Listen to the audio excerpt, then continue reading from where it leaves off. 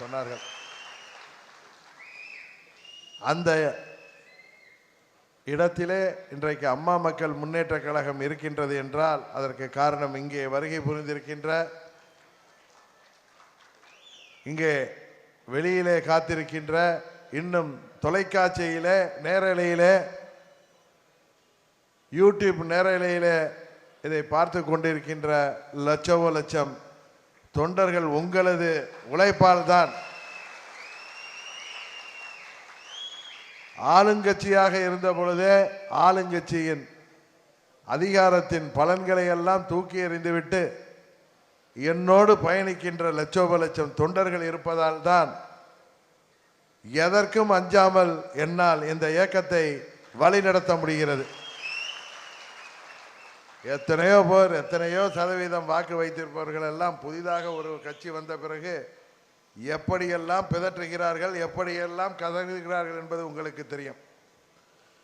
ஆனால் உங்களில் ஒருவனான நான் எதற்கும் சிறிதும் அஞ்சாமல் அம்மா அவர்கள் காட்டிய பாதையிலே பயணிக்கிறோம் என்றால் நமக்கு யாரை கண்டு பயமும் இல்லை, யாரை கண்டு பொறாமையும் இல்லை.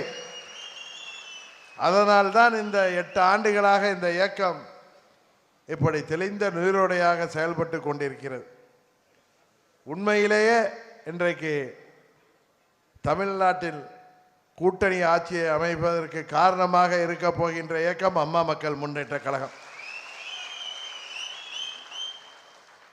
யாரிடமும் எந்த ஒரு சமரசமும் செய்து கொள்ளாமல், அதே நேரத்தில் தமிழ்நாட்டின் நலனுக்காக பாடுபடக்கூடிய ஊழலற்ற ஒரு ஆட்சியை உருவாக்குவதற்கு அம்மா மக்கள் முன்னேற்ற கழகம் உறுதியாக துணை நிற்கும். ஏற்கனவே இடைத்தேர்தலில் என்னை நீங்கள் சட்டமன்றத்திற்கு அனுப்பி வைத்தீர்கள். அதுபோல 24 பாராளுமன்ற தேர்தலிலே பாராளுமன்றத்திற்கு செல்கின்ற வாய்ப்பு 100க்கு 100 இருந்த பொழுதும் ஏன் நான் அந்த தேர்தலிலே வெற்றி பெற முடியாமல் போனது என்பது உங்களுக்கு தெரியும். ஓட்டுக்கு பணம் கொடுக்கின்ற கேஷ் ஃபார் ஓட் என்கிற நான் செயல்படுத்த மாட்டேன் என்ற முடிவெடுத்த காரணத்தினால்தான் பாராளுமன்ற தேர்தலில் நான் வெற்றி பெற முடியவில்லை. சில பேர் என்னிடம் சொன்னார்கள், எதிரணியில் உள்ளவங்க கூட, நீங்கள் பாராளுமன்றத்திற்கு சென்றிருக்கணும், நீங்கள் அமைச்சராக இருப்பீர்கள், இங்கே தமிழ்நாட்டிலே பெரிய மாற்றத்தை கொண்டு வந்திருக்கலாம் என்று. நான் அதை அப்படி பார்க்கவில்லை. உண்மையிலேயே 26 தேர்தலில் உறுதியாக அம்மா மக்கள் முன்னேற்ற கழகம் சட்டமன்றத்திற்கு ஆளுங்கட்சியாக செல்ல இருக்கிறது என்பதுதான் உண்மை.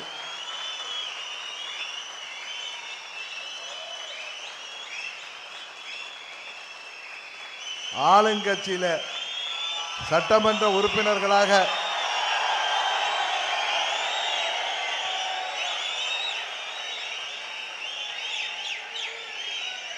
கூட்டணி ஆட்சியிலே இடம்பெறப் போகிறவர்கள் மேடையில் மாத்திரமல்ல, இங்கே கீழேயும் அமர்ந்திருக்கிறீர்கள்.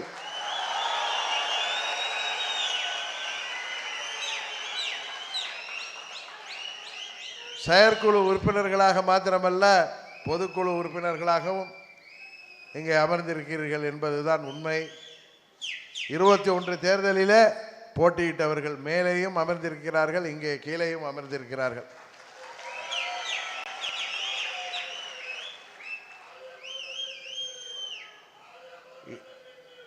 இந்த தேர்தலில் நாம் கை காட்டுபவர் தான் தமிழ்நாட்டின் முதல்வராக வர முடியும் என்பது இயற்கை எழுதியிருக்கின்ற தீர்ப்பு. அதற்காக யாரிடமும் நாம் சமரசம் செய்து கொள்ளவில்லை. எந்த ஒரு சமரசமும் உங்கள் பொதுச் செயலாளர் செய்து கொள்ள மாட்டான் என்பது உங்களுக்கு தெரியும். ஏனென்றால் இந்த இயக்கம் யாருடைய பெயரிலே இயங்கிக் கொண்டிருக்கின்றது? ஒரு இரும்பு பெண்மணி, யாரிடமும் எதற்காகவும் சமரசம் செய்து கொள்ளாமல் வாழ்ந்து சென்ற இதே செய்வோம் அம்மா அவர்களின் அருகிலே இருந்து அவரை பார்க்கின்ற வாய்ப்பை பெற்றவன் நான். அதனால தான் சொல்கிறேன், ஏதேதோ செய்திகளை ஏதேதோ வதந்திகளை கிளப்புவார்கள். எதை பற்றியும் நீங்கள் கவலைப்பட வேண்டாம்.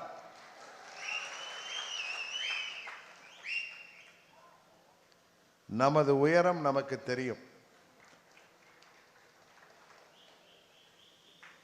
நாம் நீங்கள் எதிர்பார்க்கின்ற அளவிற்கு எனக்கு தெரியும். உங்கள் மன ஓட்டம் எனக்கு தெரியும்.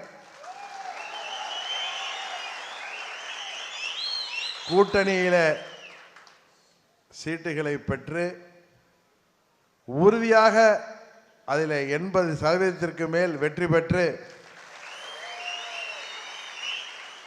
சட்டமன்றத்திற்கு தமிழ்நாட்டு மக்கள் நம்மை அனுப்ப இருக்கிறார்கள்.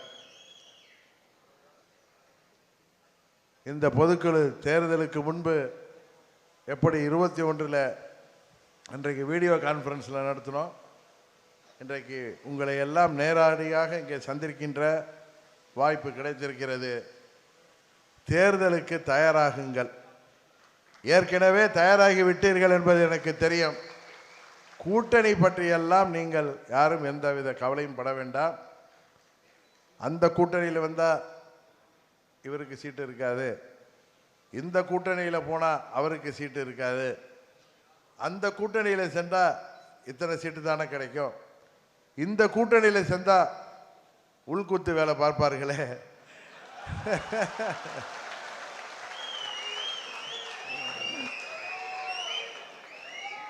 இந்த கூட்டணிக்கு சென்றால் நன்றாக இருக்குமே. தேர்தல் நேரத்தில் யார் எதிரி, யார் துரோகி, யார் நண்பன் என்பதெல்லாம் எனக்கு கண்களுக்கு தெரியாது. தமிழ்நாட்டில் எந்த ஆட்சி அமைந்தால் தமிழ்நாட்டிற்கு நல்லதோ அதை செய்திடுவதற்கு என் மீது நம்பிக்கை வைத்து நீங்கள் எனக்கு அதிகாரத்தை கொடுத்திருக்கிறீர்கள். உறுதியாக அம்மா மக்கள் முன்னேற்ற கழகம் கௌரவமான இடங்களை பெற்று ஆட்சி அமைப்போம், கூட்டணியின் ஆட்சி அமைப்போம். அதிலே அம்மா மக்கள் முன்னேற்ற கழகத்தைச் சேர்ந்தவர்கள் உறுதியாக அமைச்சர்களாக இடம்பெறுவீர்கள்.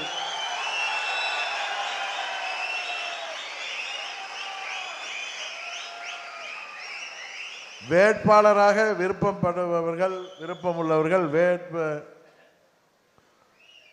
என்னிடம் ஏற்கனவே கிட்டத்தட்ட 3000 பேருக்கு மேல் விருப்பம் தெரிவித்து தலைமை கழகத்திலே மனு தாக்கல் செய்திருக்கிறீர்கள். எல்லாருக்கும் தான்மா பெண்கள்.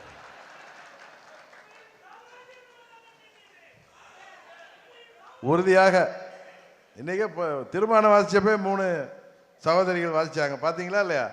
மேடையில் யாரெல்லாம் பேசினாங்கன்னு பார்த்தீங்க. கிட்டத்தட்ட ஆண்களுக்கு நேராக சகோதரிகளும் பேசினாங்க.